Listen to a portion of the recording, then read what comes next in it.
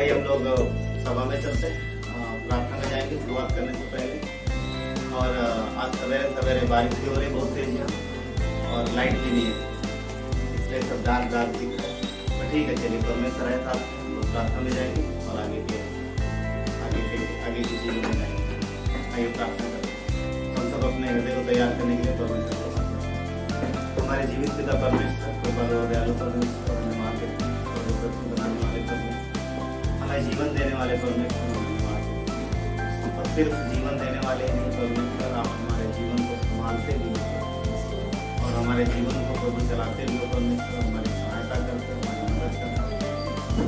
प्रभु यीशु की तरफ प्रार्थना करते हैं परमेश्वर की, यदि आप हमारी अगुवाई ना करो प्रभु, यदि आप हमें ना संभालो कभी भी इस जीवन को संभाल ली।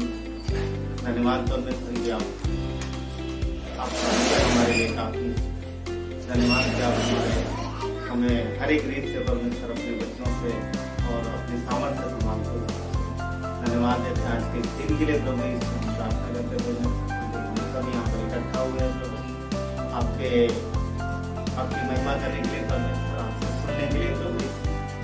हमारी प्रार्थना परमेश्वर कि हम सब पूरे संपूर्ण मन से परमेश्वर पिता प्रभु आपकी आराधना करने का और आपके बच्चों को सुनने का पिता, हम अपने हृदय को तैयार करते हैं, अपनी सारी चिंता को, सारी फिक्र को प्रभु हम आपको देते हैं।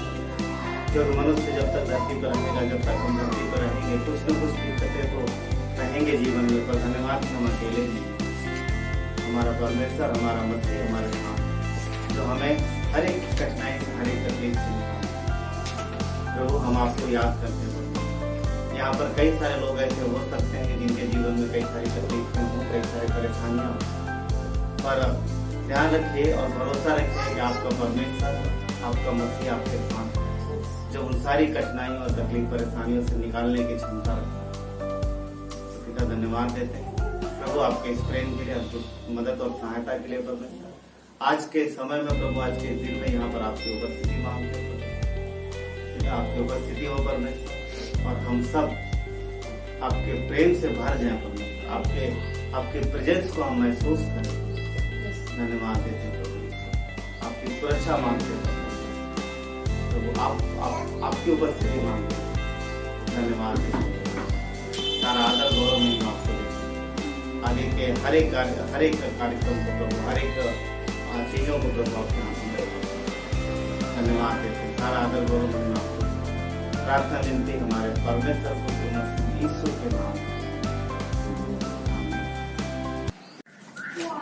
सबको गुड मॉर्निंग, जय मसीह की। आइए हम परमेश्वर की आराधना करेंगे और कुछ गीतों का गाएंगे और उसको महिमा देंगे।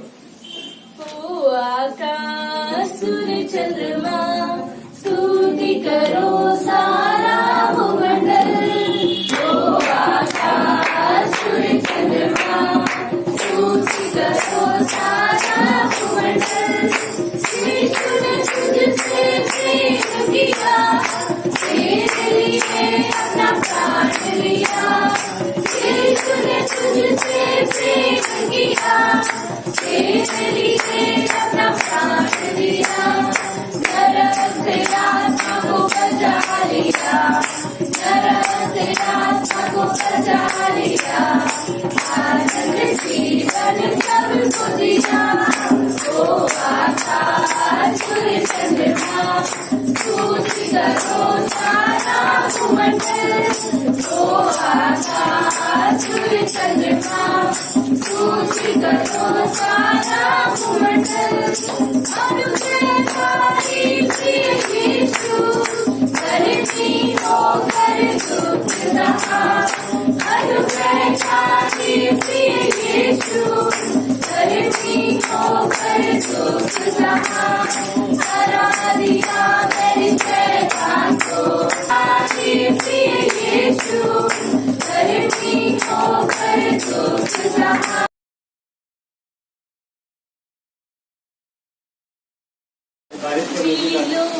चलने वाला तेरा मेरा मसीहा, दिलों पे चलने वाला तेरा मेरा मसीहा।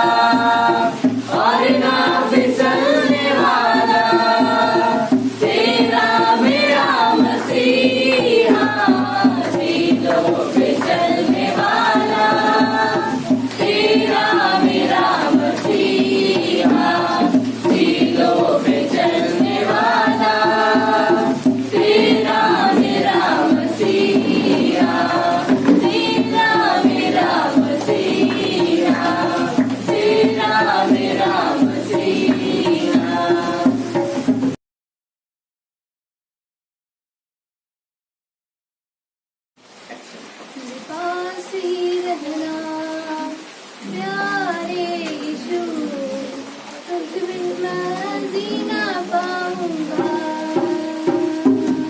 मेरे पास ही रहना प्यारे यीशु, तुझ बिन मैं जी ना पाऊंगा। दुखों में आंसू में मेरी माँ बन के आ, कर्जों में कष्टों में मेरा पिता बन के आ। दुखों में आंसू में मेरी माँ बन के आ, कर्जों में कष्टों में मेरा पिता बन के आ। मेरे पास ही रहना प्यारे यीशु, तुझ बिन मैं जी ना पाऊंगा। अंधियारी राहों में मेरी रोशनी बन के आ, मौत की वादियों में मेरा जीवन बन के आ। अंधियारी राहों में मेरी रोशनी बन के आ, मौत की वादियों मेरा जीवन बन के आ। मेरे पास ही रहना प्यारे यीशु, तुझ बिन मैं जी ना पाऊंगा। बीमारी की हालत में मेरी सेहत बन के आ, दुश्मनों की अदावत में मेरा प्यार बन के आ। बीमारी की हालत में मेरी सेहत बन के आ, दुश्मनों की अदावत में मेरा प्यार बन के आ। मेरे पास ही रहना प्यारे यीशु, तुझ बिन मैं जी ना पाऊंगा। वचन पढ़ूं जब मैं मेरा गुरु बन के आ, प्रार्थना करूं जब मैं मेरा प्रभु बन के आ। वचन पढ़ूं जब मैं मेरा गुरु बन के आ, प्रार्थना करूं जब मैं मेरा प्रभु बन के आ। मेरे पास ही रहना प्यारे यीशु, तुझ बिन मैं जी ना पाऊंगा। मेरे पास ही रहना प्यारे यीशु, तुझ बिन मैं जी ना पाऊंगा। परमेश्वर का धन्यवाद हो आज के दिन के लिए। आइए हम लोग संदेश में जाएंगे। देखिए, जब हम आते हैं परमेश्वर के पास, जब हम प्रभु के पास संगति में आते हैं, तो हम एक उम्मीद लेके आते हैं, चाह लेके आते हैं कि आज परमेश्वर हमसे कुछ बातें करेंगे, और जो आपके जीवन में चल रहा है, जो हम सबके जीवन में चल रहा है, उसमें से कुछ न कुछ परमेश्वर हमें जरूर रोशनी दिखाते हैं, क्योंकि यीशु जगत की ज्योति है। वो हमारे जीवन के वो राह दिखाता है, वो रास्ता दिखाता है। आज ज्योति के ऊपर संदेश नहीं है, परंतु फिर भी परमेश्वर जगत की ज्योति है। और इफिसियों का 2 अध्याय 13 से 19 देखेंगे। चलिए मैं पढ़ लेता हूँ। यहाँ पे लिखा है 13 से 19 पढ़ेंगे हम लोग। पर अब मसीह यीशु में जो पहले दूर थे, जो तुम पहले दूर थे, मसीह के लहू के द्वारा निकट हो गए। यहाँ बात कर रहा है जो हम लोग पहले दूर थे, जब तक विश्वास नहीं किया तब तक हम कहते हैं परमेश्वर से बहुत दूर थे, हम कभी उसके निकट नहीं आते जब तक उद्धार नहीं पाए।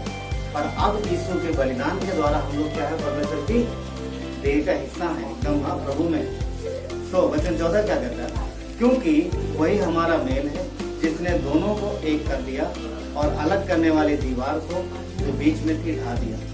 15 और अपने शरीर में बैर अर्थात व्यवस्था जिसकी आज्ञाएं विधियों की रीति पर थी मिटा दिया, कि दोनों से अपने में एक नया मनुष्य उत्पन्न करके मेल करा।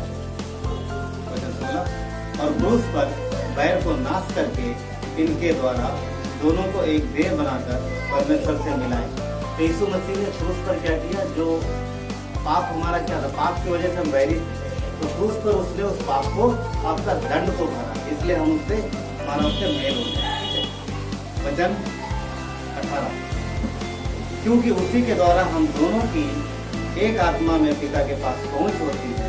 19 इसलिए तुम अब विदेशी और मुसाफिर नहीं रहे, परंतु पवित्र लोगों के संगी, स्वदेशी और परमेश्वर के घराने के हो गए। आइए प्रार्थना करेंगे। परमेश्वर धन्यवाद देते प्रभु, आज दिन पढ़े गए वचन में प्रभु आपका अनुग्रह हो, संदेश में प्रभु आपकी अगुवाई हो पिता, और हम सब हृदय से आपके संदेश को सुनने पाए और आपकी महिमा हो। धन्यवाद देते, सारा आदर गौरव में प्रार्थना विनती उद्धार करता बख्शीश।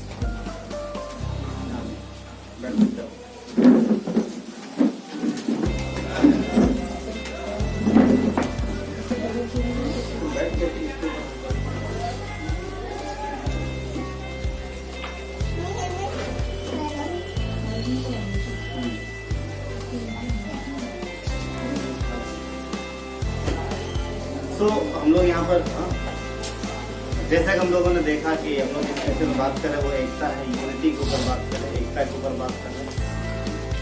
और यहाँ पर हम देखते हैं कि मसीह यीशु ने क्या किया, बैर यानी दुश्मनी को खत्म करके क्या कर दिया, मेल मिलाप। अगर दो व्यक्तियों में दुश्मनी है तो क्या कभी उनमें मेल होगा? क्या कभी उनमें मेल मिलाप होगा? कोई बोल नहीं रहा, तो सवाल पूछो, क्या कभी मेल मिलाप होगा? जब तक वो दुश्मनी खत्म नहीं होगा, जब तक वो बैर खत्म नहीं होगा। तो मनुष्य और परमेश्वर के बीच में पाप की वजह से दुश्मनी थी और यीशु ने मेल करा दिया और उसने मसीह में हम परमेश्वर की संतान हैं। मेल ऐसा कराया कि कभी ना टूटने वाला, कभी ना टूटने वाला। तो जरूरी है कि हम इस यूनिटी को जाने, इस एकता को पहचाने और समझ पाए सारी बातें। ठीक है, खड़ी हो जाओ, वही बेटा हमारे साथ आपको भी खड़े एंड आप चेंज करना, लाइट 9 बजे से सब बस नहीं। मसीह में एकता, जिस विषय में बात कर रहे हैं, मसीह में एकता टॉपिक है। एक परिवार था, पति पत्नी और 2 बच्चे थे। एक परिवार था, पति पत्नी थे, 2 बच्चे थे। बहुत अच्छा परिवार था, बहुत सुंदर परिवार था और बहुत शांति थी परिवार में, आनंदित थे। सब कुछ भरा पूरा परिवार, यानी सारी सुविधा उनके पास थी, सब कुछ, कोई दिक्कत नहीं थी, भरा पूरा परिवार था। एक दिन देखिए, जब सब ठीक चलता है तो फिर शैतान को अच्छा नहीं लगता। उसने छोटे वाले बेटे को पकड़ा और उसके दिमाग में कुछ डाला, उसके दिमाग में कुछ डाला और उसके दिमाग में डाला और उसने विद्रोह करना शुरू कर दिया, उसने लड़ाई झगड़ा करना शुरू कर दिया। अब एक आदमी के दिमाग में अगर कुछ अलग बातें चल रही है और एक आदमी भी अगर कलेश पहुंचाता है तो तकलीफ सब पूरे घर को होती है। अब छोटा वाला बेटा बिगड़ गया। वैसे छोटे वैसे भी बिगड़ जाते हैं, छोटे थोड़ा ज्यादा क्या बोलते हैं कि ज्यादा प्यार करते हैं ना, छोटों को ज्यादा प्यार करते हैं तो सर पे चढ़ जाते थे और बिगड़ भी जाते हैं।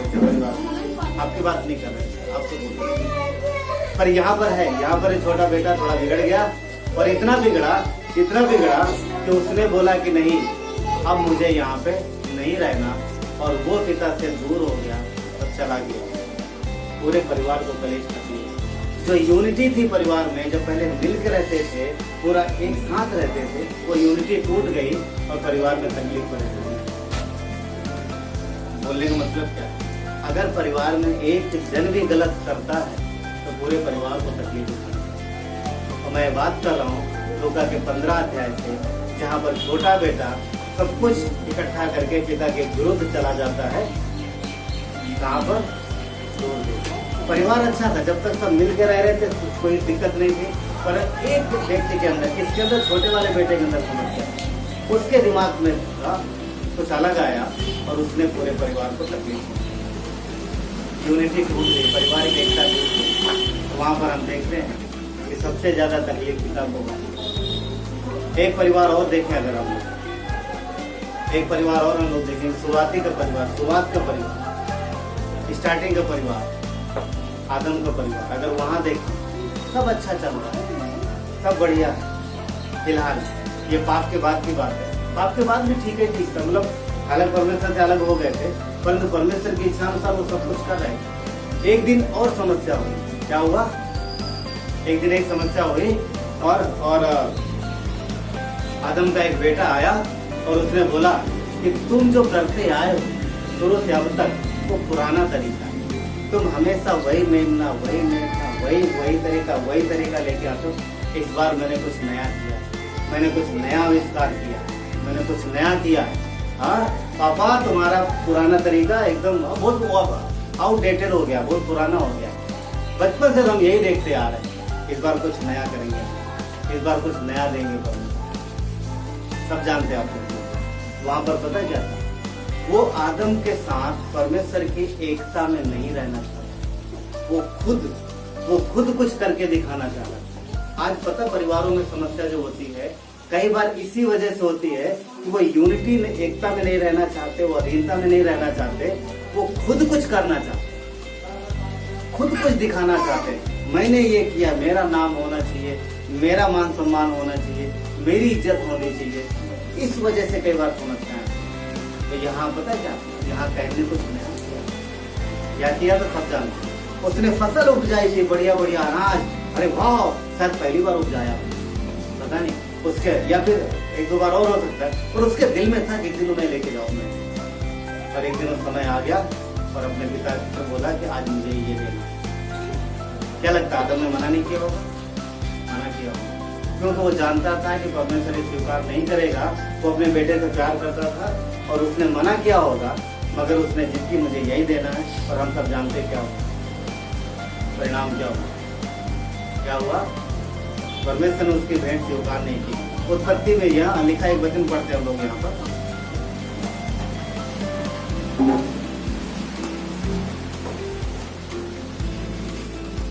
वचन पढ़ते हैं, वचन 7 लिखा है, वचन 7 का बी पार्ट पढ़ते हैं। चलो पूरा पढ़ ले।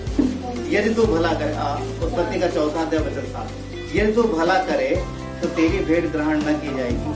परमेश्वर बोला यदि तू भला करे, यानी जैसा मैं चाहता हूँ अगर तू वैसा करे तो जो तू मुझे देगा वो मैं स्वीकार करूंगा। भला करने का मतलब ये नहीं अच्छा है वो भला की बात नहीं करता, भला वो है जो परमेश्वर की इच्छा में। तो यहाँ पर जो बात हो रही कि यदि तू भला करे तो क्या तेरी भेंट ग्रहण नहीं की जाएगी, और यदि तू भला ना करे, यानी यदि तू मेरी इच्छा अनुसार करेगा तो मैं स्वीकार करूंगा, और यदि तू मेरी इच्छा अनुसार नहीं करेगा, ध्यान रखना पता क्या है, पाप द्वार पर छिपा रहता है, पाप दरवाजे पर छिपा रहता है, और उसकी लालसा तेरी ओर होगी और तुझे उस पर प्रभुता करनी होगी। यानी पाप दरवाजे पे छिपा है, वो तुझे पकड़ेगा अवश्य, तुझे पकड़ेगा अवश्य। तो यहाँ पर पॉइंट क्या है बोलने, उसने अपनी अभिलाषा तय दे दिया, और ये क्या हुआ, ये उसके जीवन में तकलीफ और परेशानी लेके आया।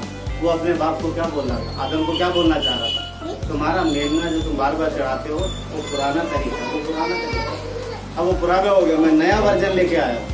आजकल ये होता है ना, सब कुछ मोबाइल क्या क्या बदलते जा रहे होते, नया वर्जन आ गया, तुम्हारा वाला पुराना हो गया, तुम्हारा लैपटॉप पुराना हो गया, तुम्हारा मोबाइल पुराना हो गया, पापा तुम्हारी शिक्षा पुरानी हो गई, तुम्हारे विचार पुराने हो गए। अभी हम जो बता रहे वो ऐसा होता बच्चे लोग कहते, पर कुछ चीजें कभी पुरानी नहीं होती, समझ पा। परमेश्वर का तरीका कभी पुराना नहीं होता, वो मनुष्य नहीं है। परमेश्वर ने मेमना दिया था देने के लिए, मेमना चढ़ाने के लिए, मेमना कभी भी आउटडेटेड नहीं है। आप समझ पा रहे हैं, परमेश्वर का तरीका कभी भी पुराना नहीं होता। जैसा उसने किया, जैसा उसने कहा, वो सारी चीजें हमेशा बनी रहती है। पर कहने क्या सोचा, ये पुराना हो गया, मैं नया हूँ। आपको पता है इसके बाद क्या हुआ था, वो परमेश्वर के सामने से चला गया, और यहीं से समस्या उत्पन्न हुई। बता, यहीं से समस्या उत्पन्न हुई। इसके वंशज, इसके वंश परमेश्वर से अलग हो गए, इसके बच्चे, इसकी पीढ़ियां परमेश्वर से अलग हो गई। ये पूरा इसका जो आगे आप देखोगे कैन के वंशावली है, ये सब परमेश्वर से अलग हो गए। इतने ही नहीं, इतने ही नहीं, जो पवित्र वंश था, कौन बताएगा दूसरा पवित्र वंश किसका था? कैन पति में, कैन का जो देखो हाबिल था, हाबिल तो मर गया, कैन ने मार दिया। इसके बाद एक पवित्र वंश और था, इसको बंद हो रहा नहीं, वो बात सेत। इसके बाद सेत पैदा हुआ। सेत बोलते पवित्र वंश था, मतलब वो पवित्र वंश मतलब परमेश्वर पर विश्वास रखने वाले लोग थे। और वो भी अब 2 लाइनें चली, एक कैन की और एक सेत की, ठीक है। और भी बच्चे थे, उनकी भी होंगे, पर पॉइंट दोनों पे फोकस किया जा रहा है। तो सेत के कौन है? पवित्र वंश है, परमेश्वर का भय मानने वाले। और कैन के वंश परमेश्वर के विरुद्ध जाने वाले। आप देखोगे एक बार, मैंने एक नोट की एक चीज मान ली थी क्योंकि आप देखोगे जल प्रलय के समय में सिर्फ नूह बचा और कोई नहीं बचा। पॉइंट क्या है कि कैन के बच्चों के द्वारा, कैन के वंशज में इतनी ज्यादा बुराई बढ़ी कि उन्होंने खुद के साथ साथ उस पवित्र वंश को भी दूषित कर दिया और वो भी परमेश्वर से विश्वास रखना छोड़कर वो उनके पीछे चले। उन्होंने विश्वास किया। अगर वो लोग दूषित नहीं होते तो वो नष्ट नहीं होते और नूह के साथ उसमें आते हैं, किसमें? जहाज में। आप समझ पा रहे हैं क्या हो रहा? एकता टूटी कहां पर? आदम के परिवार में। पाप आदम ने किया पर परिवार में यूनिटी बनी रहती तो सब बना रहता। मगर कैन एक बच्चे ने गड़बड़ की और पूरा वंश उसका गड़बड़ हुआ। सिर्फ इतना ही नहीं, आदम के बाकी बच्चों को भी उन्होंने दूषित कर दिया। और तभी उत्पत्ति के 6 अध्याय में लिखता है, परमेश्वर क्या कहता है, मैं देखता हूँ कि मनुष्यों के मन में सिर्फ बुराई उत्पन्न है। मैं सोच रहा था सेहत की लाइन तो पवित्र, तो वो बच्चे तो सब तो परमेश्वर पे विश्वास करने वाले, तो गड़बड़ कहाँ होती? बुराई ज्यादा फैलती है। और पाप के बाद इंसान के दिल में पता बुराई को स्वीकार करने के लिए बड़ी जल्दी इच्छा होती है और वो बुराई को बड़ी जल्दी पकड़ लेता है। अच्छाई को पकड़ने में टाइम लगता है। अच्छी चीज है ना, पर आज्ञा पालन। आप देखोगे अगर कुछ मूवी देखना हो या सीरियल देखना हो तो ना तो सुस्ती आएगी ना नींद आएगी, बड़े आराम से इसे 2.5 घंटे मूवी देखते है ना। अगर 20 मिनट बाइबल पढ़नी हो तो 20 बार उबासी आएगी ना। और प्रार्थना करने में अगर 20 मिनट प्रार्थना करना हो तो आदमी एक से शुरू में तो करेगा और 20 मिनट बाद उठाना पड़ेगा, भाई उठना होता है। क्योंकि बुराई की जगह बुराई जल्दी पकड़ता है हमारा। इसीलिए हमें बुराई की तरफ नहीं, परमेश्वर की भलाई उसकी अच्छाई की तरफ जाना। क्योंकि परमेश्वर ने हमें बुराई के लिए नहीं बनाया। परमेश्वर ने हमें बुराई से अलग, यीशु ने हमें इसलिए नहीं बचाया कि हम बुराई में जाए, उसने इसलिए बचाया कि हम परमेश्वर की आज्ञा पालन में बने। कैन के वंश से इतना प्रभावित, इतना दूषित हुआ तो उसने सेठ के वंश को बाकी सबको दूषित किया। और ये इसका प्रमाण मिलता है कि उत्पत्ति की उस जल प्रलय की घटना में सिर्फ नूह का परिवार बचता है। क्या वहां पर सेठ के वंशज नहीं थे? क्या सब मरे? हाँ सब मरे। कितने बचे? 8। परिणाम क्या है? उनके अंदर बुराई कहाँ? वो एक बात, अगर यूनिटी टूटती है तो पूरे परिवार को भी फेर देती है। इसलिए एकता बहुत जरूरी है, आपस में मिलकर रहना बहुत जरूरी है, एक मन रहना बहुत जरूरी है। इफिसियों के 4:27 में कहता है, वचन कहता है, शैतान को अवसर मत दो।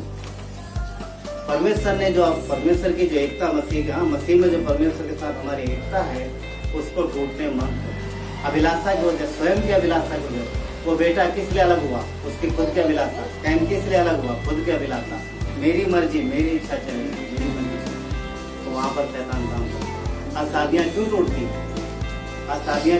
है? ज्यादा जब नई मैरिज होती है, अरे बड़ा प्यार होता है, 2 साल बाद दोनों कोर्ट में खड़े एक दूसरे के विरुद्ध, क्या चाहिए? डिवोर्स। क्यों? ये मेरी नहीं सुनते, मेरी। वहां मैं आ जाता। त्याग कहाँ है? क्षमा किधर? दया। मसीह ने क्षमा सिखाया, त्याग सिखाया। क्योंकि अगर हम क्षमा करेंगे, त्याग करेंगे तो हमारी एकता बनी रहेगी। आज यूथ में, आज यंगस्टर बच्चों में एक चीज देखने को मिलती है, 2-3 चीजें देखने मिलती है, पर कुछ चीजों में देखने। नंबर 1, क्रोध बहुत है उनके। नंबर 2, ईगो बहुत। अरे मुझे ऐसे कैसा बोल दिया है? कुछ भी नहीं है। अरे ऐसे कैसा, हमारी कोई इज्जत नहीं है क्या? ये सब बहुत देखने में मिलता है। कल मैं कहीं जा रहा, 2 बच्चे लड़ रहे थे आपस में। 2 बच्चे आपस में लड़ रहे थे और एक दूसरे मारपीट कर रहे थे।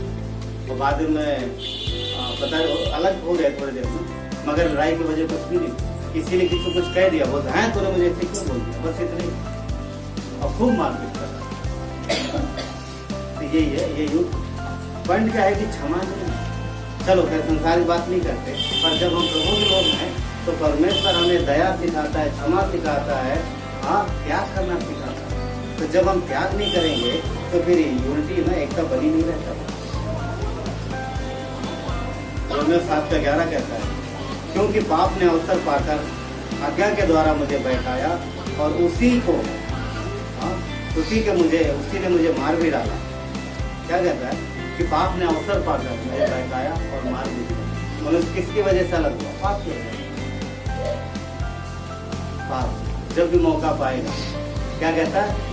यदि तो भला ना करे, यानी यदि हम परमेश्वर की इच्छा अनुसार नहीं करेंगे तो पाप कहाँ छुपा रहता है? कहाँ छुपा रहता है? द्वार पर। इसका मतलब बगल में ही है।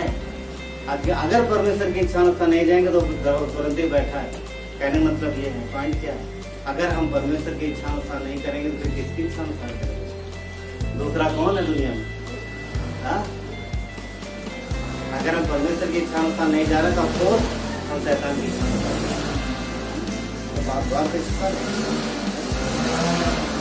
भजन संहिता 133 का 1 कहता है, देखो ये क्या ही मनोहर और भली बात है कि भाई लोग आपस में मिले रहे। हम लोग आपस में मिले रहे, सारे भाई बहन आपस में मिले रहे। ये अच्छी बात, ये परमेश्वर की इच्छा। क्यों? क्योंकि हम परिवार हैं, कलीसिया परिवार है। हम अलग अलग घरों से हैं, अलग अलग धरती के हिसाब से अलग अलग जगह से हो सकते हैं, अलग अलग जाति के हो सकते हैं धरती के हिसाब से। मगर ध्यान रखना, अब हम एक ही पिता के संतान और हम एक परिवार, आपस में भाई बहन। तो यूनिटी, एकता बनी रहनी चाहिए ना, एकता बनी रहनी चाहिए हमारे और परमेश्वर के बीच। सो आज 3 विषयों पर बात करेंगे, 3 प्रकार की एकता। छोटा समझे तो ज़्यादा जल्दी, ज़्यादा बड़ा नहीं, जल्दी। नंबर 1, एकता परमेश्वर के साथ, यानी हमारी जो यूनिटी है वो परमेश्वर के साथ। तीन एकता के विषय में बात करेंगे। पहली है एकता परमेश्वर के साथ। देखिए, परमेश्वर के साथ हमारी एकता है, यूनिटी, और वो बनी रहनी चाहिए। परमेश्वर के साथ हमारा जो मेल में रिश्ता है वो टूटना नहीं चाहिए। भजन संहिता 51:5 कहता है, देख मैं अधर्म के साथ उत्पन्न हुआ और पाप के साथ अपनी माता के गर्भ में पड़ा। इसका मीनिंग पता क्या है? कि हम जन्म से ही पापी, जन्म से ही पापी। जब माँ के पेट में बच्चा आता है वो पाप के साथ ही आता है। कारण क्यों है? क्योंकि माता पिता पापी है। माता पिता पापी है। जिस तरीके से आम के पेड़ से आम लगता है और इमली के पेड़ से इमली, तो पापी इंसान के द्वारा पापी संतान ही दुनिया में आती है। तो भजनकार यहाँ पे लिख रहा है कि मैं पाप के साथ ही गर्भ में पड़ा। तो हम जन्म से पापी और हमें मन फिराने की आवश्यकता है। और जब हम मन फिरा लेते हैं तब परमेश्वर के साथ हमारा मेल हो जाता है, परमेश्वर के साथ हमारा मेल मिलाप हो जाता है। और इस मेल मिलाप को बने रखना है। और ये मसीह यीशु के द्वारा संभव होता है। क्योंकि यीशु दुनिया में इसलिए आए कि जितने दूर हैं वो उनका मेल मिलाप हुआ। लूका में कहता है ना कि मनुष्य का पुत्र वही मुँह को ढूंढने आया। परमेश्वर का धन्यवाद करो कि हम लोग ढूंढ लिए गए, हम लोग बचा लिए गए। और जो दुनिया में नहीं है मसीह में, उनको परमेश्वर ढूंढ रहा है हमारे और आपके द्वारा। और इसके लिए वचन कहता है, रोमियो का 8:9 कहता है, यदि तो अपने मुंह से यीशु को प्रभु जानकर अंगीकार करे और अपने मन से विश्वास करे कि परमेश्वर ने उसे मरे हुए में से जिलाया तो निश्चय उद्धार है। परमेश्वर के साथ मेल मिलाप करने के लिए क्या करना पड़ता है? हमें यीशु मसीह के बलिदान पर विश्वास करना पड़ता है। किस बात पर? कि वो हमारे लिए क्रूस पर मारा गया, कब्र में गया और तीसरे दिन। और हम पापों से क्या करते हैं? पश्चाताप कि प्रभु मुझे क्षमा कर। ये तरीका परमेश्वर के साथ मसीह के द्वारा हमारा मेल मिलाप होता है। क्या ये बार बार होता है? क्या ये बार बार होता है? एक बार होता है। एक बार के लिए अगर मसीह के साथ, परमेश्वर के साथ आ गए मसीह यीशु में, तो फिर हम हमेशा के लिए। अब रही बात दूसरी कि परमेश्वर के साथ अपना मेल मिलाप, संबंध बना के रखना, रिश्ता, एक रिश्ता, अपने रिश्ते को मजबूत करना। देखिए सुनिए, यहाँ 2 बातें। जिस व्यक्ति ने उद्धार पाया वो 100% स्वर्ग जाएगा, मगर जरूरी नहीं है तो उसका रिश्ता परमेश्वर के साथ अच्छा हो। कई बार परिवारों में देखा गया, रिश्तेदारी हो जाती है, रिश्ता बना रहता है, मगर मन बड़ी दूर रहता है। कई बार होता है।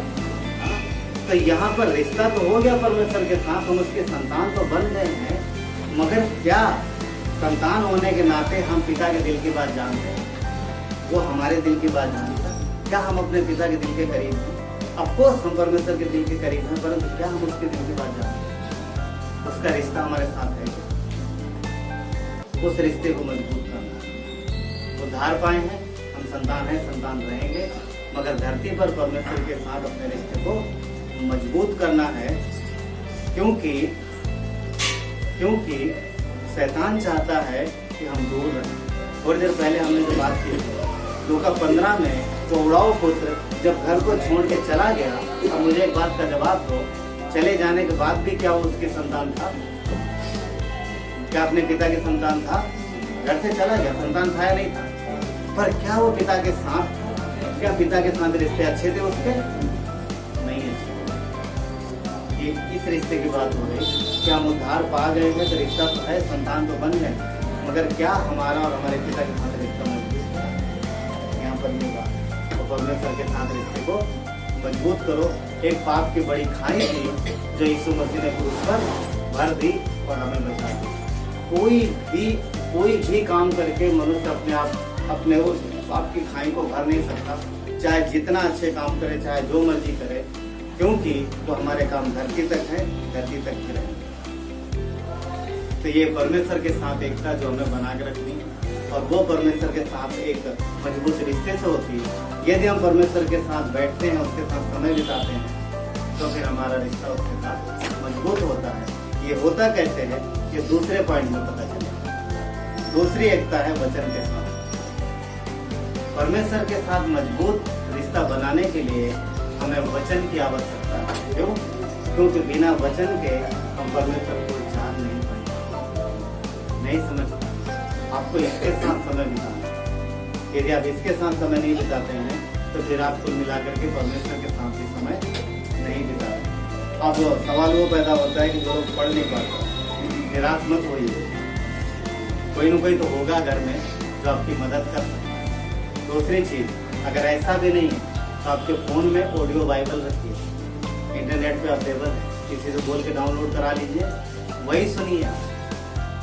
क्योंकि परमेश्वर जानता है कि आप पढ़ नहीं सकते, ठीक है, पर सुन तो सकते हैं ना। आज सुविधाएं हैं हमारे पास, आज सुविधाएं। आज हम ऑडियो बाइबल लगा करके एक आध अध्याय, 2-3 अध्याय सुन सकते हो, उनको मेडिटेशन कर सकते। तो समय बिताइए परमेश्वर के साथ, प्रार्थना करिए। वचन जरूरी है, क्यों? क्योंकि वचन ही परमेश्वर। यूहन्ना का 1 अध्याय का वचन 1 कहता है, याद में वचन था, वचन परमेश्वर के साथ। तो आप देखोगे उत्पत्ति में सब कुछ वचन के द्वारा बना है, और वही वचन देहधारी होकर के मसीह यीशु के रूप में हमारे और आपके बीच में बना है। तो वचन परमेश्वर है, और जो हमारे हाथ में वो लिखित वचन है। ये पुस्तक परमेश्वर नहीं है, ये मत समझना। नहीं पास जो बोले वचन परमेश्वर है, इसका मतलब बाइबल था। ये पुस्तक परमेश्वर है, ये पुस्तक परमेश्वर नहीं है। इसके अंदर जो लिखा है वो परमेश्वर के वचन और इच्छा है। इसमें हमें समय बिताना है, इसलिए परमेश्वर के लिए समय निकालिए, इसको महत्व दीजिए। सब कुछ काम है, जब तक रहेंगे तब तक काम रहेगा, कभी छुट्टी नहीं मिलेगी। एक दिन आंखें बंद हो जाएंगे, हम चले जाएंगे। समय हम लोगों ने पढ़ा उसमें अपनी की मैसेज में, परमेश्वर ही यहोवा मारता और जिलाता है, राइट। एक दिन समय आएगा, हमें से कोई धरती पे नहीं रहेगा। आप इमेजिन करो, चलो एक सवाल पूछता हूँ, थोड़ा सा डराने वाला हो सकता है आपके, जो विश्वास करते मजबूती उन्हें डरा। आप सोचो, यदि आज के आज, अभी के अभी स्वर्ग जाना पड़े, तो आप सोचो तुरंत, मैं अभी के अभी अगर इसी समय स्वर्ग जाना पड़े तो क्या तैयार? क्या तैयार है? नहीं भैया, हमने तो प्लान किया, ये काम बाकी है मेरा, अभी ये मेरा काम बाकी है, प्रभु थोड़े दिन और, है ना। बहुत सारे लोगों के दिल में रहता है। पर क्या आज के आज, क्योंकि इस बात को कौन जानता है यार, धरती पर हम कितने दिन के लिए, क्या वो क्या नाम था उसका, अरे यार अभी जो बात कर रहे थे हम लोग, राजेश श्रीवास्तव, उनको क्या पता था दिल का दौरा पड़ने वाला। अभी है दुनिया में, वो धरती पर है अभी, तो बहुत सारे लोग उनके लिए प्रार्थना करते हैं, उनके जो साथ के लोग। मेरा बोलने का पॉइंट का मतलब ये है कि किसी को पता नहीं, ना उनको पता है ना हमें से किसी को पता है कि अगले पल क्या होगा। पर दिल में पता क्या रहता है, सबको एक बात लगती है, मैं तो अभी बहुत दिन जीऊंगा, मैं तो अभी बहुत दिन जीऊंगा भैया, अभी मेरे तो उम्र ही क्या है। अब मैं शायद कई बार बता चुका हूँ। एक बार मैं कहीं गया था, कानपुर में, काफी पहले घटना है।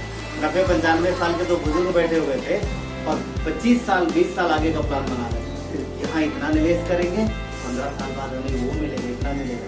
यहाँ निवेश करेंगे, यहाँ पैसा लगाएंगे तो 20 साल बाद इतना मिलेगा। मैं उनको इससे देख रहा हूँ, मतलब मैं विश्वासी भी नहीं था तब की बात है। उस समय मैं सोच रहा था कि देख यार इनका सर हिल रहा है, दाढ़ी बाल अच्छा, मतलब वो बहुत अबीर थे वो लोग। सोने का उनका कुछ काम था। आप समझ गए कौन सी मार्केट बात कर रहा हूँ? नहीं कहीं गया तो मैं किसी काम, दोनों को मैं देख रहा हूँ 90-95 के तो हैं, अगले साल तक रहेंगे नहीं रहेंगे पता नहीं, मगर 20 साल आगे का प्लान कर रहे हैं। ये क्या है? ये मनुष्य के मन की अभिलाषा है। इतनी उम्र हो गई फिर भी उनको लगता है 20 साल हो, 20 साल हो। मैं उम्र की बात नहीं कर रहा, खैर उनकी उम्र तो पूरी हो गई, पर अगर जिसकी उम्र पूरी भी नहीं होगी उसको भी नहीं पता अगले पल वो है या नहीं है। इसलिए हम नहीं जानते कि कब धरती छोड़ने वाले हैं। तो कभी ये मत सोचिएगा कि अरे मैं तो अभी छोटी उम्र का हूँ, 10 साल बाद परमेश्वर के साथ बातचीत करेंगे। अभी तो ऐसे जीने तो नहीं। आज से अभी से अपने रिश्ते को मजबूत करो, परमेश्वर के वचन में समय बिताओ, पढ़ो।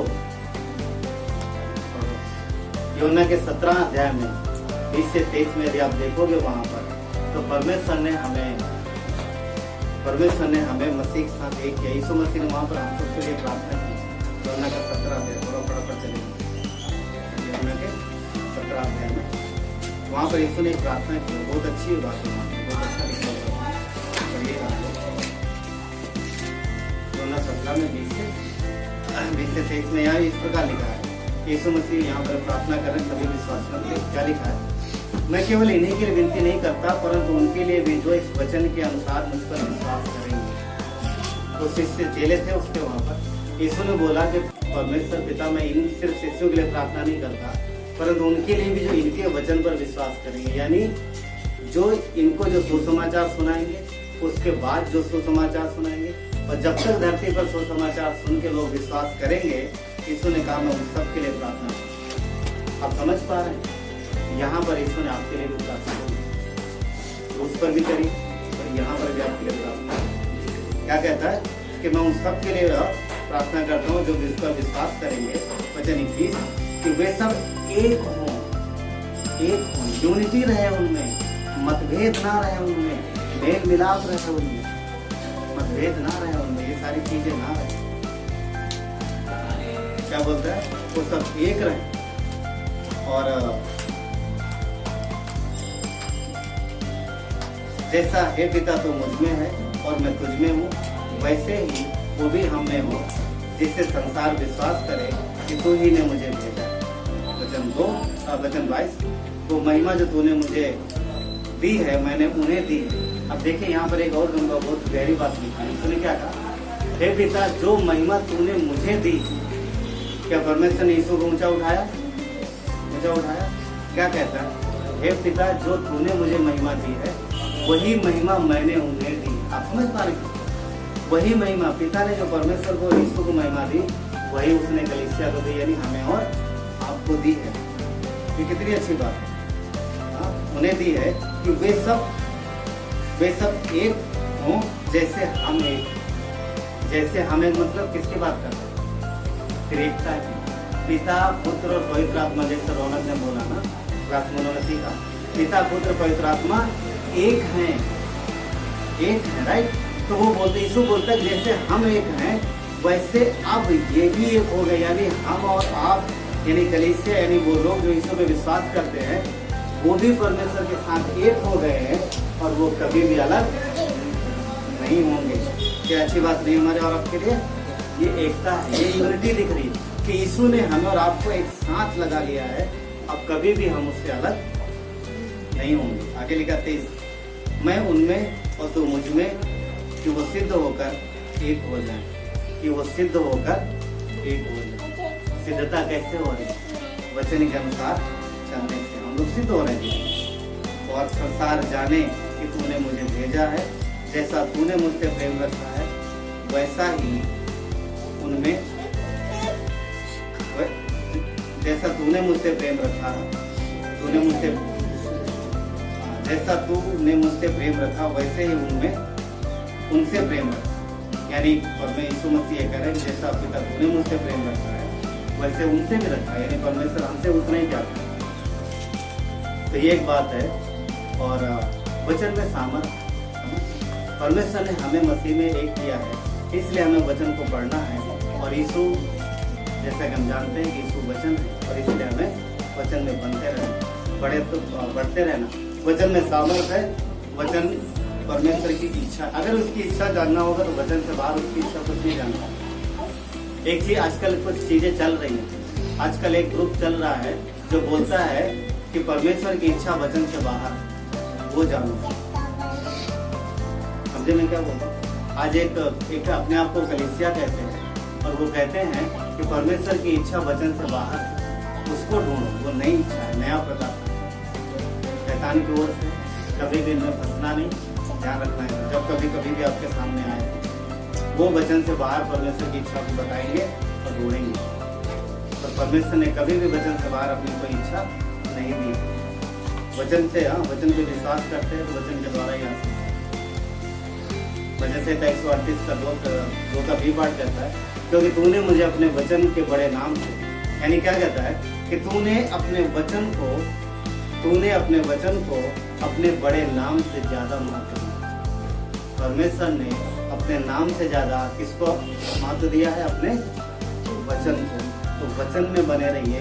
बिना वचन के हम परमेश्वर को जान नहीं पाएंगे, बिना वचन के हम परमेश्वर की इच्छा को नहीं जान पाएंगे, बिना वचन के हम उसके दया, उसकी करुणा, उसके प्रेम, उसके उपाय को भी नहीं जान पाएंगे।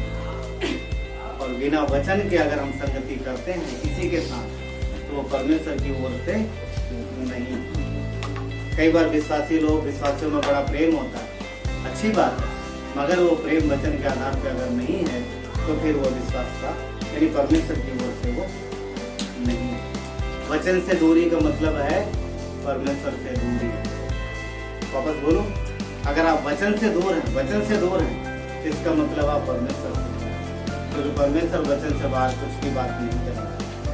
नंबर 3, तीसरा पॉइंट, कलीसिया की एकता।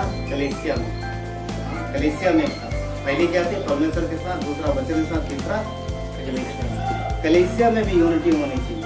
परमेश्वर की इच्छा है कि उसके लोग कलीसिया में एकजुट हों, एक मन रहें, संगति में, वचन में, प्रार्थना में, इन सब चीजों में उत्साहित करने में, सुसमाचार प्रदान, इन सब चीजों में मजबूत हों और एक मन होकर के परमेश्वर का कार्य करें और प्रभु में बढ़ते हैं। ये उसकी इच्छा है, मगर शैतान इस कार्य में बाधा डालता है।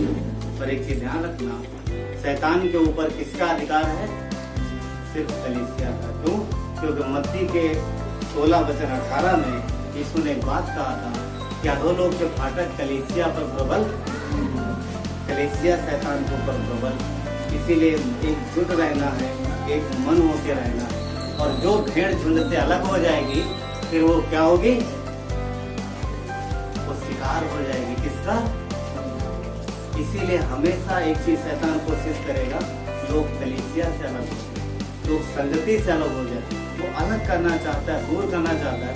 क्योंकि आप कलीसिया से अलग हो गए तो आप समझ लो झुंड से बाहर हो गए। आपको वचन नहीं मिलेगा, आपको संगति नहीं मिलेगा, आप प्रार्थना अकेले करोगे तो भी शैतान वहाँ पर आपको करने लगेगा। बहुत इंपॉर्टेंट है कि हम कलीसिया में बने रहें, क्योंकि कलीसिया मसीह की देह है और यीशु ने अपनी देह में हमें लगाया। किसमें लगाया? आप कलीसिया में हो, मतलब परमेश्वर ने आपको अपनी देह में लगाया है। और देह का सर कौन है? मसीह। अब शैतान कलीसिया में लोगों को क्या करता है? अलग करता है, कलीसिया से अलग करता है, मसीह के देह से अलग करना चाहता है। ध्यान से समझना कुछ बातें, फिर हम लोग खत्म करते हैं। शैतान लोगों को, यानी मसीह लोगों को परमेश्वर की देह से अलग करना चाहता है। और अगर अलग कर देगा तो वो कहाँ रखेगा? उसके पास 2 स्थान है। शैतान के पास 2 जगहें हैं परमेश्वर के लोगों को कलीसिया से अलग करके 2 स्थान पर रखता है। नंबर 1, कहाँ रखेगा? कलीसिया से अलग करेगा तो कहाँ रखेगा? पता? संसार। संसार यानी पूरा जैसा दुनिया अविश्वासियों के जैसा वो संसार में ले जाएगा, ताकि विश्वासी होगा कभी पर अब अविश्वासियों जैसा जीवन। नंबर 1 वो स्थान कहाँ रखेगा? विश्वासियों को भ्रमित करेगा, उनको अलग करेगा और धीरे धीरे उनको संसारिक बना देगा। जैसा वो पहले थे विश्वास में आने से पहले, वैसा जीवन देगा। और उसके बाद उनके जीवन में और भी जो जो लाना होगा उसको। पहला स्थान क्या है? संसार में। ठीक। नंबर 2, दूसरा स्थान पर ये ध्यान से समझना। दूसरा एक स्थान हुआ, दूसरा स्थान है मसीह रहित संसारिक कलीसिया। ये दूसरा स्थान मसीह रहित यानी परमेश्वर रहित संसारिक कलीसिया, शैतान वहां ले जाना है। आप बोलो ये क्या चीज है? कलीसिया भी परमेश्वर रहित होती? आपको होती। सब कलीसिया परमेश्वर की इच्छा अनुसार नहीं। थोड़ी देर पहले मैंने जिस कलीसिया की बात की वो अपने आप को कलीसिया कहते हैं, परंतु परमेश्वर की इच्छा के बाहर कोई ढूंढ है, वचन के बाहर कोई ढूंढ है। सब कलीसिया परमेश्वर की इच्छा अनुसार, क्योंकि ईश्वर ने बोला कि तुम उनके फलों से उन्हें पहचान लोगे। अगर कलीसिया परमेश्वर की इच्छा अनुसार है तो क्या वहाँ पर वचन अच्छे से मिल रहा है? क्या लोग वचन में बढ़ रहे हैं? क्या आपका जीवन वचन में बढ़ रहा है फिर, या फिर आपका जीवन धन में बढ़ रहा है? धरती के लोग पता है क्या समझते हैं? कई बार हम आप लोगों को बताना चाहेंगे, धन दौलत आशीष नहीं है। आप समझ पा रहे हैं? सिर्फ धन दौलत आशीष नहीं है भाग्य बोल। हाँ, धन दौलत आशीष है, मगर आपके पास सिर्फ धन दौलत है और वचन नहीं है, परमेश्वर के साथ आपका रिश्ता नहीं है, तो वो फिर आशीष परमेश्वर की ओर से डाउटफुल है कि परमेश्वर की ओर से। क्योंकि परमेश्वर सब सोचो, आगे बढ़ने से पहले पिता होने के नाते आप क्या चाहोगे? अगर हम लोग माता पिता, आप क्या चाहोगे? आपका बच्चा आपके साथ बिल्कुल आपके साथ रहे और आपका दिल उसका दिल मिला रहे, ये चाहोगे? या फिर आपका बच्चा बहुत दूर चला जाए, वहां से आपको हर महीने मदद करे और कभी आपके पास क्या चाहोगे? एक पिता कभी नहीं चाहेगा कि उसकी संतान उससे दूर रहे। हाँ, वो धन मदद करे, अच्छी बात है, परंतु दूर रह के मदद कभी नहीं चाहेगा। तो परमेश्वर कुछ कलीसियाओं को ध्यान से रखना। क्लास हो रही कलीसिया में, आप समझ पाएंगे कितना कैसी कलीसिया चुननी चाहिए। पर शैतान चाहता है कि परमेश्वर के लोग एक अच्छी कलीसिया से निकल करके ऐसी कलीसिया में पहुंच जाए जो नामधारी कलीसिया, जहाँ पर मसीह की इच्छा नहीं है। वहाँ पर गाने हो सकते हैं, बहुत कुछ हो सकता है, पर परमेश्वर की इच्छा नहीं है। वहाँ ग्रोथ नहीं है, वहाँ बढ़ाव नहीं, बहुत कुछ। शैतान ऐसी जगह पर लोगों को क्यों रखना चाहता हूँ? ऐसी कलीसियों में आपके जीवन से फल नहीं मिलता। मैं जानता हूँ बहुत से ऐसे, मैं नाम नहीं लूंगा किसी का, और कुछ ऐसी कलीसियों को मैं जानता हूँ यहाँ पर जो 10-15 साल से लोग जा रहे हैं, और जहाँ जैसे जा रहे थे, जो स्थान पे आज भी वैसे उसी स्थान। मतलब ये है कि जैसा पहले थे आज भी वैसे ही है, कोई बदलाव नहीं है, सिवाय इसके कि रोज संगति ले जाते हैं और कुछ नहीं जीवन में। उनसे बात करो, आज भी वही अभिलाषा है, आज भी वही लालच है, आज भी वही नफरत है, आज भी वही गुस्सा। पड़ोसियों से झगड़ा होगा तो आज भी बराबर लड़ेंगे, बराबर गालियाँ देंगे। विश्वासी कितने साल के? 15 साल के। बीते दिनों में मैंने सुना किसी परिवार से झगड़ा हुआ और बाद में पता चला कि वो परिवार विश्वासी था। एक अविश्वासी परिवार से विश्वासी परिवार में झगड़ा हुआ और अविश्वासी परिवार शांत था, और वो लोग विश्वासी लोग बहुत गालियाँ निकाल रहे। मुझे पहले नहीं पता चला, बाद में उन्होंने बताया कि भैया वो तो विश्वासी परिवार है। विश्वासी परिवार तो इस तरीके बोलते हैं। हाँ, बोलते यही कहीं जाते हैं, पता नहीं कहीं को बताया। कितने साल से विश्वासी? 18 साल हो गए। प्रभु 18 साल हो गए और ऐसी गाली निकाले जैसे अविश्वासी भी नहीं निकाले। तो पॉइंट क्या बोलने का, आप समझ पा रहे हैं? शैतान चाहता है कि आप ऐसी जगह पहुंच जाओ जहां पर आप मरे, आपका जीवन विश्वासी जीवन मरा हुआ। तालियां बजाओगे, हाँ बहुत, अरे बड़ा मजा है, बड़ा अच्छा लगा है, हाँ बहुत बढ़िया आराम है, मगर लाइफ में कुछ नहीं रहे। कानों को सुनने के लिए अच्छे लगेंगे। क्या संसार में जो लोग गाने गाते, फिल्मी गाने, जो डीजे बजाते, क्या उनको अच्छा नहीं लगता? क्या नाचते देखो, उनको अच्छा लगता है। कहने मतलब ये है कि जो हमें शारीरिक चीजों के लिए, क्या जो हम सुन रहे हैं, क्या वो शरीर के लिए है या फिर आत्मा के लिए? तो शैतान की एक इच्छा होती है कि परमेश्वर के लोगों को सही कलीसिया से निकाल करके ऐसी जगह लगा दे जहाँ पर कुछ ना हो, गाय पूरा सूखा हो।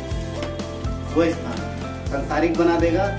दूसरा, सही जगह निकाल करके आपको ऐसे स्थान पर लगा देगा जहाँ पर आपकी आत्मिक ग्रोथ नहीं होगी, उन्नति ग्रोथ नहीं होगी। ध्यान रखना, सिर्फ धन दौलत ही आशीष नहीं है। अगर परमेश्वर के साथ हमारा रिश्ता नहीं है, अगर हम परमेश्वर को अच्छे से जानते नहीं है, तो धरती पर अगर धन है भी तो कोई मतलब नहीं। वो शैतान इस्तेमाल करेगा, परमेश्वर की नीति नहीं है। मगर अगर हम बने रहे परमेश्वर के साथ, तो उसने वादा दिया कि जो मुझ में बना रहेगा तो बहुत बनेगा। क्या इसने वादा नहीं दिया? दिया। वो हर रीत से फलवंत करेगा, आत्मिक में भी मजबूत करेगा और धरती पर भी मजबूत करेगा और एक अच्छी कमाई करेगा। इजरायली इस बात का अच्छा उदाहरण आज भी है और पहले भी थे। जब जब वो परमेश्वर के साथ मजबूत रहते थे, जब तक उनका रिश्ता मजबूत होता था, तब तक परमेश्वर उनको बहुत आशीष देता था, बहुत बड़ा। यीशु ने यूहन्ना 15:5 में क्या कहा? मैं दाख लेता हूँ, तुम मेरी डालियाँ हो। जो मुझ में बना रहता है और मैं उसमें, अर्थात मैं उसमें, वो बहुत फलता है, क्योंकि मुझसे अलग होकर तुम कुछ भी नहीं कर सकते। यहाँ पर एक बात कहता है कि जो मुझ में बना रहता है और मैं उसमें, इस बात पे गौर करना। ये वचन हम सब पढ़ते हैं, सबको पता है वचन, बहुत फेमस वचन है ना। मगर एक बात यहाँ ध्यान देने वाली है, बोलता मैं दाख लेता हूँ, तुम मेरी डालियाँ हो। आगे का वचन ध्यान दो, कहता जो मुझ में बना रहता है। मुझ में मतलब भाई हम लोग कलीसिया में तो बने हैं, हम तो यीशु में हैं, हम तो संगति में जा रहे हैं, 18 साल से जा रहे हैं। हम यीशु में बने हैं, वो ठीक है, मगर क्या यीशु हमने करते? देखिए पॉइंट यहाँ पर, जो मुझ में बना रहता और मैं उसमें। अगर मसीह हम में है तो हमारे मुंह से कैसे बातें निकलेंगी? समझ पा रहे? उनके फलों से तुम उन्हें जान लोगे, यीशु ने बोला। कलीसिया से बाहर आप विश्वासियों को पहचान लोगे, उनका जीवन कैसा है। तो क्या हम भी वैसे बने, या फिर हम परमेश्वर की इच्छा अनुसार? ये समझने की बात है। कलीसिया में कोई छोटा बड़ा नहीं होता, हम सब परमेश्वर के संतान हैं, सब आपस में भाई बहन। मगर हमें कलीसिया में परमेश्वर की इच्छा अनुसार रहना है, न कि अपनी इच्छा अनुसार। वो बढ़ाएगा, हम उसके संतान, उसके पास पिता का दिल। मगर हमें संतान होने के नाते तो अपने पिता के साथ मजबूत रिश्ता बनाना है, यूनिटी में बने रहना है। कलीसिया आपस में एक दूसरे से प्रेम रखे, ये परमेश्वर की इच्छा है। हम आपस में भाई बहन, आपस में प्रेम रखते हैं, आपस में एक दूसरे को प्रभु में देखना। क्यों? क्योंकि जैसे हम एक ही पिता के संतान होने के नाते आपस में कैसे एक दूसरे से प्रेम करते हैं। अभी बीते दिनों में एक त्योहार गया, कौन सा तो रक्षाबंधन ना? हाँ, thank you so much, Raksha Bandhan ना। तो वहां पर दिखता भाई बहन का प्यार ना। हाँ, वो हाथ में जब बांधो वो दिखता है, मगर सिर्फ उसी दिन दिखता है। अगले दिन देखो तो भाई बहन आपस में लड़ाई करते है ना। खैर संसार ठीक है, वो कुछ नहीं अच्छी बात है। मगर पॉइंट क्या है कि हम मसीह में, कलीसिया में अलग अलग घर के हो सकते हैं, पर आपस में भाई बहन, और वो सच्चा प्रेम दिखना चाहिए, वो दिखना चाहिए।